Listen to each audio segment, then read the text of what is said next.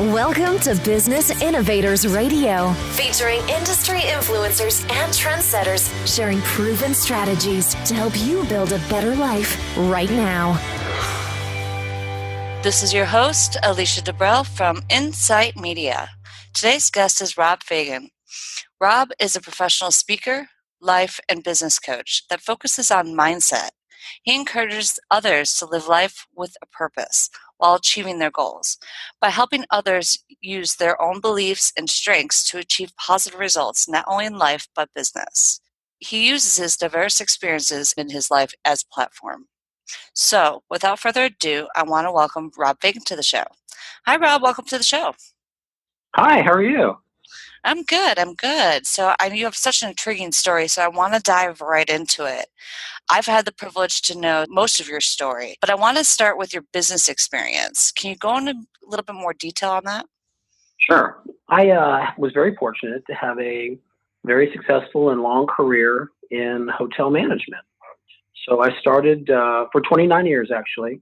I started way back in the 80s with Hyatt hotels, and was fortunate to be in Austin and Dallas, and then left and went over and joined ITT Sheraton.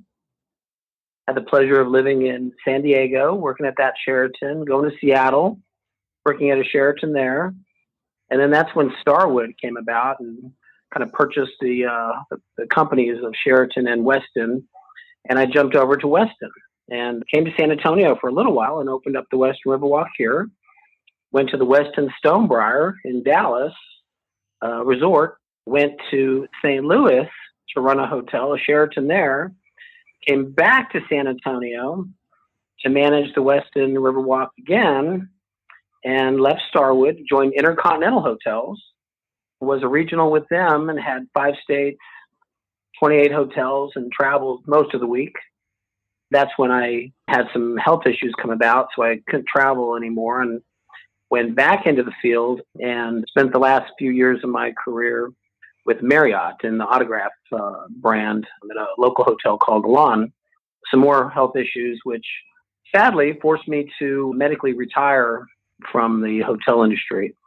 But when I was in it, you know, it's a great industry, and I rose through the ranks in food and beverage in hotel management, and eventually achieving the leadership role of general manager, which is, you know, the top person in the property, and enjoyed my time there. So great memories with hotels, and although I miss it, there's plenty I miss about it. You know, I'm moving on with a new venture in my life. And of course, in the hotel business, you know, it's great. I mean, every day you get to meet people from a different place, a different culture, a different environment. And every day you get to meet and talk to new people. But the best part about it is really not the celebrities that you meet or the world leaders that you meet or the high-profile people that you meet, but it's the Align associates, getting to know the associates, getting to be part of their life, letting them be part of your life, and really kind of bonding with them. And then if you're lucky, every now and then you find somebody that you can invest in, that wants to be vested in, that can have some aspirations that you help kind of grow their career. And that's what it's all about. I was very fortunate, and I love that part of my life, and I wouldn't trade it for anything. I couldn't have ever seen myself doing something different. Well, it sounds like you've had a very established career, and you've done a lot of traveling. And now that you're medically retired, you're now here in San Antonio, correct? Correct. So through this entire thing, how important was having a positive mindset when you were basically achieving such a successful career? One of the things that I always kind of reminded myself, and I had a mantra as I became a leader. You don't realize you're a leader until somebody starts recognizing you as a leader, is who do you want to be? That was my mindset. And, you know, I think you have to be mentally strong. I mean, any work environment is tough, and, you know, it really doesn't matter what generation you're in. They're all competitive. They're all tough. And the expectations are high. And when you're young, you don't know what you don't know. But you have to be mentally strong to commit, to continue to learn, to find mentorship. And that's not always just offered. I mean, finding mentorship is a two-way street where you've got to find people that invest in you to help you grow to the point where you become that mentor to somebody else. And I was blessed and fortunate that I've had some really strong mentors in my career that helped me in my early days become the strong leader that I was in the latter part of my career. But being mentally strong, being consistent, definitely will help you be successful in anything you do in your life. I completely agree. Now, I want to talk about some of the challenges that you've had in your life, because you've experienced just some incredible things, and I'd like to know some of the lessons that you've learned from them and kind of tell us your story. Well, this is long-winded, but I'm going to go ahead and share it. I'm 55, just turned 55, and as a child, I was raised in a military family. My father was a career Army person, and I was sick as a kid. So as a kid, I was in the hospital all the time because I had bad lungs, and they thought I had cystic fibrosis. We all know what that is, and it's basically fluid buildup in the lungs. And back in the 60s and early 70s, you didn't have a long life when you had CF. And I was just every month I was in the hospital for at least a week.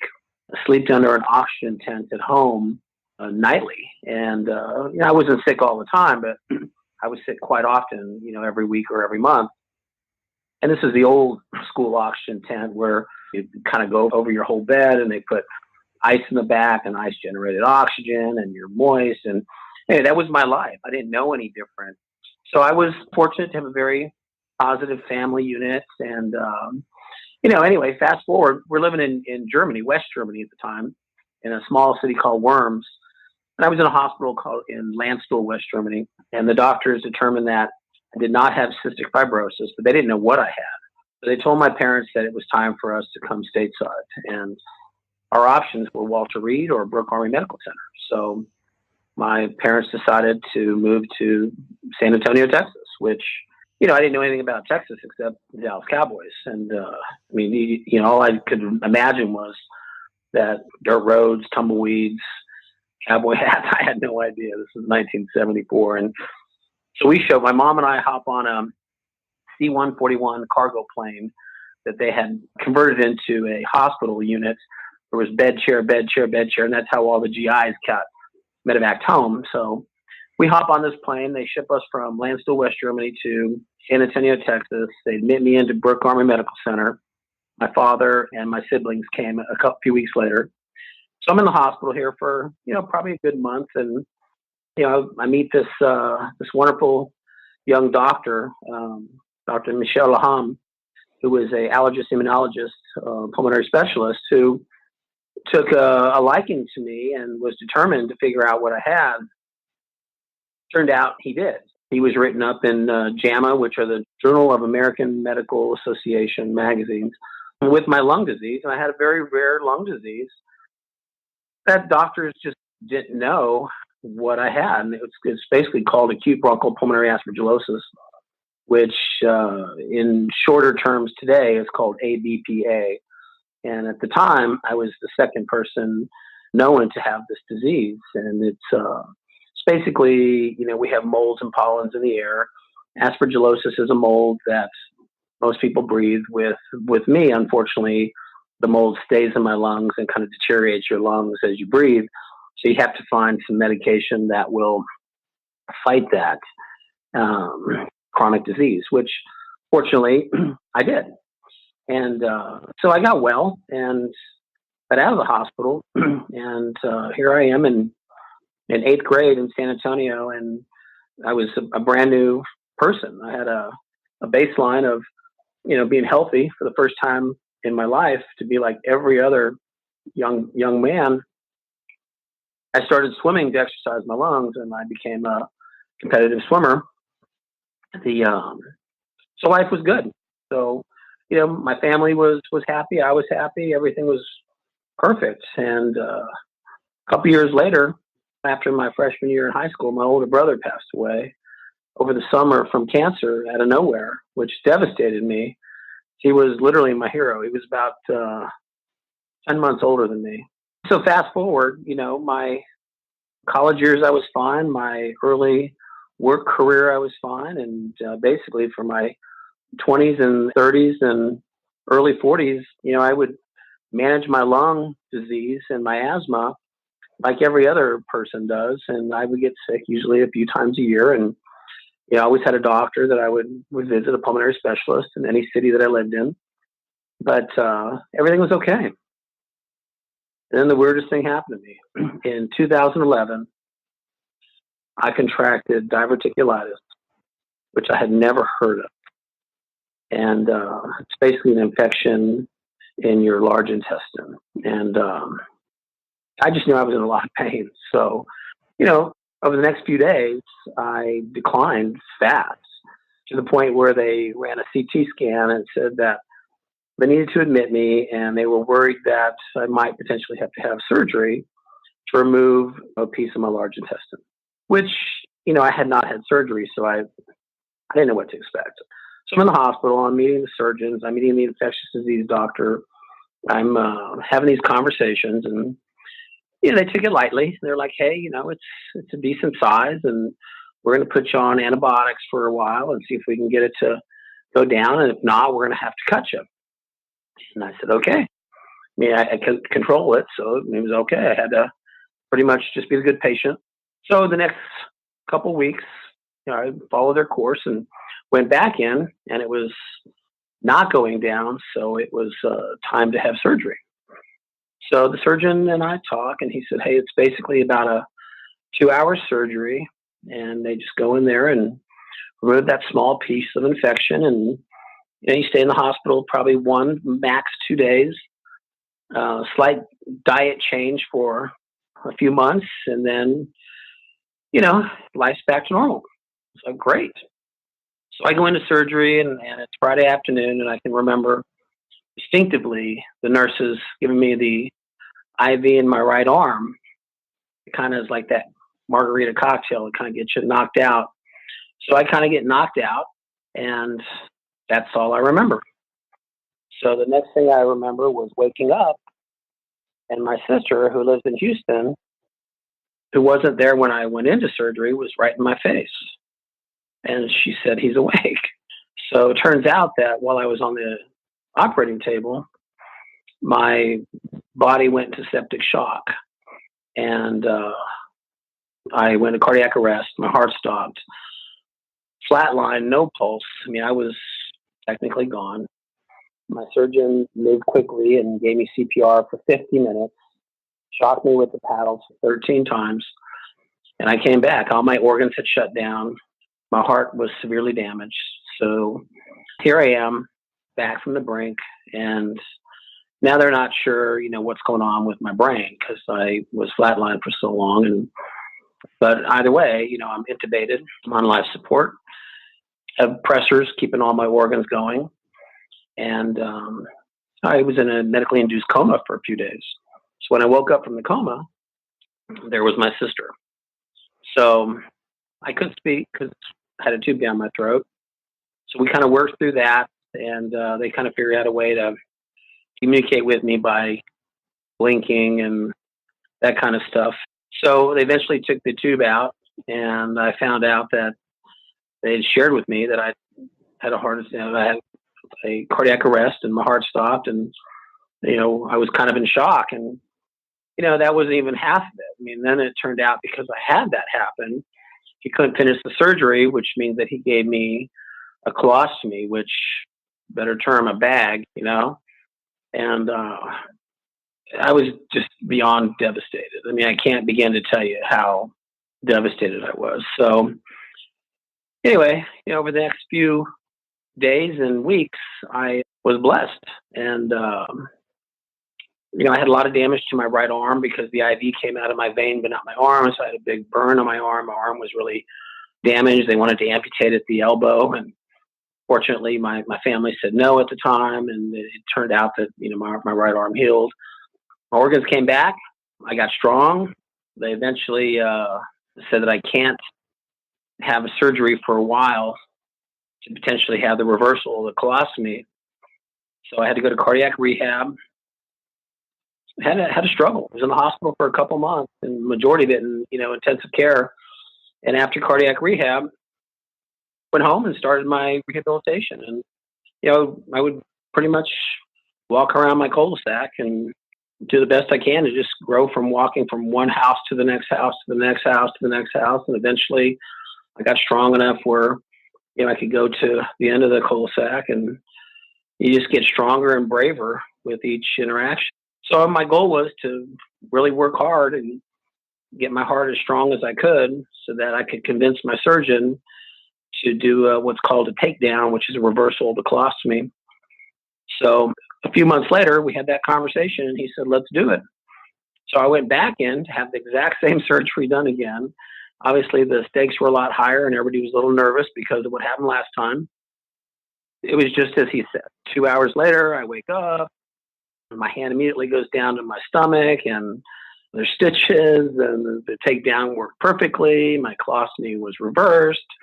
I was happy. And so after that happened, my heart was severely damaged.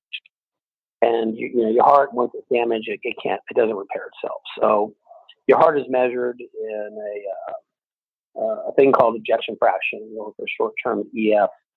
And my EF was extremely low, and I was considered a heart failure patient. There's normal, then there's heart disease, and there's heart failure. So at this point, I'm considered a heart failure patient, and they wanted to put a ICD in me, which is a implantable cardioverter defibrillator in my chest, which is about the size of half the size of like an iPhone, right? So they put this in my chest with 3 leads that or wires that go right into my heart. You can't tell it's there, once it's in there. And it's kind of like my get out of jail card.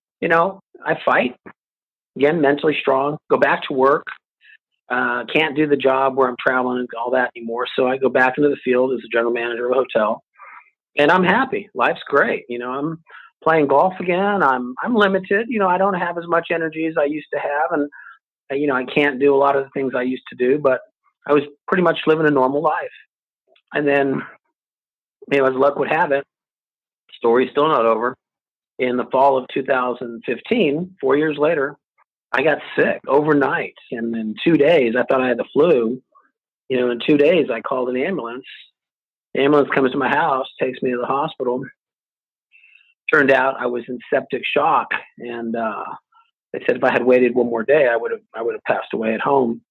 But I contracted this thing called endocarditis, which is a very bad infection in your heart.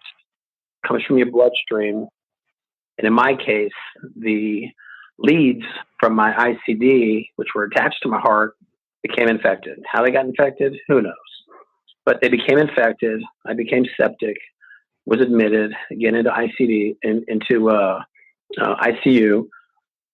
And my body was freaking out. I was shooting blood clots throughout my whole body.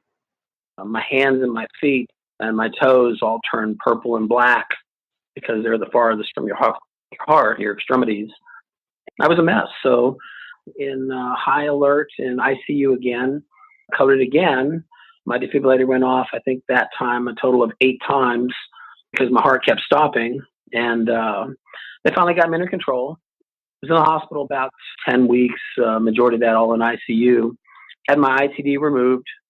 Had to wear a life vest, which is basically like a brace around your chest in case your heart stops, it will shock you. With a little battery pack because I wasn't strong enough again to have surgery to have a different ICD put in me in another location. So, and I had to beat endocarditis. They weren't sure that I was going to beat endocarditis.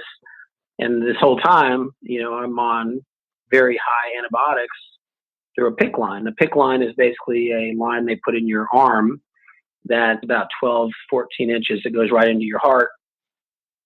And it's just a fast way to, be able to, and it's a little port sticks out of your arm. And it's, I would have to put antibiotics through my arm, a couple times a day for weeks, literally a couple weeks after I got out of the hospital. And then they would check my blood again and again to see if the disease was still there and or the infection was still there. And at some point, eventually, I beat the endocarditis, but it's a very, very high mortality rate and even higher mortality rate for those with heart disease, which I have. So, to say that I've had a rough medical go is an understatement. And I've had not one, I've had more than I've had a second and a third chance at life. I probably wasn't aware of it as much as I should have been the first go around. So maybe that's why I was given the next pop so that I could become more aware that life is short and I need to figure it out. So, internally today, I have a 40% lung capacity out of 100. And my ejection fraction is at 30%, which means that basically about 70% of my heart muscle is dead. I have a defibrillator, which they eventually put in another defibrillator in my chest, which is kind of under my arm. And this is my life. I've had quite a medical story, and I've learned a lot from it. Not something I would wish on anybody, but I'm lucky and blessed to be here. I would say so. I mean, I knew about your story prior to this interview, and it's astounding. You've died twice.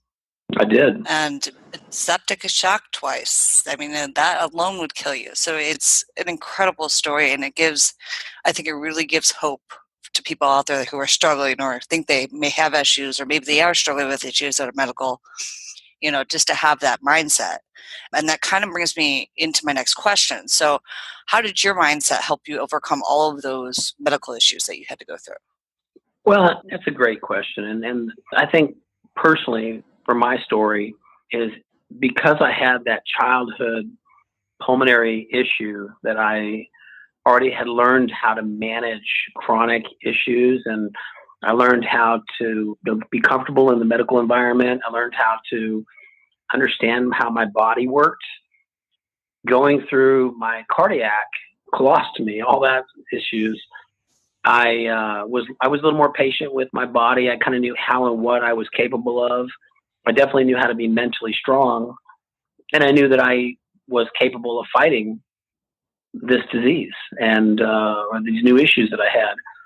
There was no plan B. What do people say? You don't know how strong you are until you have to be. And that was my life. I was literally fighting for my life twice in 4 years. Had my last rites given to me 3 times in 4 years, and I had to be strong. I had a reason to be here. So I think being mentally strong, some of my childhood issues helped me get through those. It makes sense. It seems like you've struggled since day one. So can you give me maybe 1 or 2 examples how this has made you the person that you are and how it relates to life and business? Well, it's kind of tougher to say how it relates to business, but for life, I would say that when I was sick as a child, it made me defiant by nature. And what I mean by that is I was always fighting. I was fighting the system, and the system being the medical system, the system being I wanted to be like my brother or my friends or anybody else. I wanted to just be the normal kid that didn't have to, have the nebulizer treatments and take all the medications and be sick and be skinny and be in the oxygen tent and be in the hospital. And, I didn't want to be that kid. So I was always fighting, which kind of moved over to my life. As I grew into my adult life, I knew I was a fighter. So if I had a vision or I wanted something in my life, I would fight for it. And I think that, more than anything, defined me as the personality that I am today. I've learned to overcome adversity from the early parts of my life, being mentally strong and not letting little setbacks or major setbacks define what my life's going to be. So I think that is kind of what resonated from my experience more than anything. Okay. Yeah, well, that makes sense. Kind of made you a fighter from day one. So how have these events changed your mindset, and how do you help others change their mindset? Like, how do you use your life experiences to help others? That's to be determined. I just stopped working last year medically, or 2 years ago now, I guess in 2016. I would say that my testimony can impact and influence people in many different ways. It's definitely turned my life upside down. I mean, I lost my health, I lost my career, and for a while I lost all my hope. I'm not going to lie. I mean, I lost my hope. I had lost my hope in having a life as I knew it. I lost my hope in I loved golfing, golfing again. I lost my hope in traveling again. I lost my hope in just basically living a normal life. And I had realized that after the endocarditis that I wasn't going to be able to be the same guy I was like the first go around. I mean, it damaged my heart to the point where I couldn't do any of that stuff anymore. I mean, there's good days and bad days, but I have oxygen that I have to be on. On the bad days, I don't really leave the house because I'm tired. On the good days, I'm good for maybe a handful of hours. And I make the most of it. And that's my life. And I finally learned to accept that. So I've learned to be patient with myself. I've learned to reinvent myself, and I've learned to accept. Gotten through all the stages of being angry, etc. And as I mentioned, I didn't let it define me. What I have learned to help others is that through these events is that the world is good and people are generally kind and good. And you'd be surprised at how many people rally when the chips are down. And so I learned to focus, and I would recommend that people focus on their relationships much more than their career. Steve Jobs once said that the most expensive bed he ever had was his hospital bed. And I completely understand that. As you're laying in your hospital bed fighting for your life, as I was. My career didn't matter. The car I drove didn't matter. My house didn't matter. All the stuff that you chase and acquire just doesn't matter. What mattered was your faith, your belief, your family, your close friends, your attitude. And, I would challenge people to focus on the good, focus on their faith, their family, their friends, and become more of a servant mindset in their hearts. That's what I would suggest. So if you were to give, is that the advice you'd give to somebody that was really struggling, or is there something else that you can give us? There's tons of people out there that are struggling in life, whether it be personal or medical, or give me another nugget of good advice with somebody that's struggling. First and foremost, don't panic. Give yourself a break. We're usually hardest on ourselves, so just give yourself a break. Don't panic. Life is going to beat you down. Life's going to throw you curves. Life's going to give you a shot in the stomach sometimes. It does to everybody. And we all have different levels of struggles. Just embrace it, knowing that because you feel these things, because you're going through them, you're alive. And even if you're struggling, a life struggling is better than not having a life at all. I mean, you're alive. Enjoy this life. Be very patient with yourself. That's my message, is we tend to want to live in this now world of everything. I want to get well now. I want to be the way I used to be, the way my life used to be now. And just be patient. Learn to be a very patient person and be very thankful for what you do have. Because even for like myself, who lost my career and God and all these things, there's people that have it a lot worse than me. So be thankful for what you have. That's a lot, and you're right. A lot of people do take advantage or don't look at things from the outside perspective, and they're hard on themselves and always ready to jump the gun or make a decision too quickly. So I like the fact that you tell somebody to take a break and give yourself a chance. So I know you do a lot of public speaking, and tell me this, what do you think that you bring to the audience that most speakers do not? I'm not special in any way, but I think what I could bring is that I think I bring a perspective. I think that I bring some insights on how to fight, on how to be mentally strong, and how to appreciate life, knowing that I was given a second and third chance. To look internally at what your life's purpose is, so that at the end of our time, whatever that time is, you can honestly have that conversation with yourself. What did I do? I mean, how did I live my life? And for my story, this isn't this person that I think I was a servant mindset to a point prior to my illnesses over the past several years, but today I definitely am. And a couple of examples are, a couple of my examples are when you wake up from your coma and you're intubated, you're medically paralyzed, you have a colostomy bag, your heart stops, you're shocked 13 times. The doctors want to amputate your right arm at the elbow. You have to sit there and you have to honestly be mentally strong. I mean, talk about perspective. It's time to fight. It's time to be strong. When you're laying flat on your back in ICU and you're in such pain and you have so much atrophy and you have a central line into your chest where they're running all the IV bags through, you're given Dilaudid for pain, which is several times stronger than morphine, for weeks, not for days, for weeks at a time. And as you try to get stronger, the nurses will come in and the task of the day will be to, let's sit you up one time, sit up in your bed without help so that we can kind of get your blood flowing and get you moving. And you may try to do that on a Monday and you may not have the energy to sit up one time in your bed until Wednesday, and you're dripping in sweat from, you feel like you ran a marathon, and eventually sitting up turns into hanging your feet off the bed to eventually saying, let's try to stand up for 1 second. They hold you so you don't collapse because you're just not strong enough. That's perspective. So all the stuff, chasing the careers and the monies and the title and the cars and the houses and all that stuff, none of that stuff matters when you're trying to just survive. Like that day, survive. So talk about perspective. Talk about humility. You got to be mentally strong. Lastly, when your ICD goes off, your defibrillator goes off, and it shocks you, sending 900 volts of electricity through your body, throws you back 2 feet, and your body's shaking in pain because you got electricity going through your system, and all you can think about is it going to go off again? Why did it go off? Did my heart stop? What happened? Talk about a high level of anxiety. Are you thinking about all your stuff?